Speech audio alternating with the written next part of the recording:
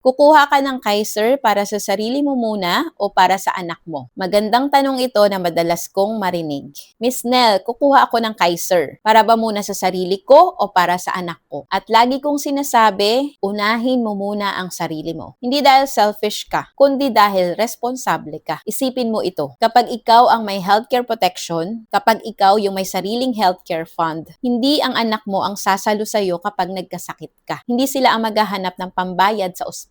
Hindi sila ang mangungutang para sa medical bills mo. At yun ang isa sa pinakamagandang regalo na mabibigay mo sa pamilya mo, sa anak mo. Hindi mo sila pagpoproblemahin pagdating ng panahon. Kapag secured ka na, doon ka na mag-isip ng plan para sa anak mo. Sa IMG ko talaga natutunan na ang financial wisdom nagsisimula sa self-responsibility. Hindi selfish ang pagpaprioritize ng sarili mong protection. Ito ay paghahanda para hindi ka na maging burden sa mga mahal mo sa buhay. At isa sa magandang paraan para gawin ito ay ang magkaroon ng long-term healthcare tulad ng Kaiser. If you want to know more, comment #Kaiser below para masend ko yung video explanation sa inbox mo. Retire early, live free kang kaya basta may tamang gabay.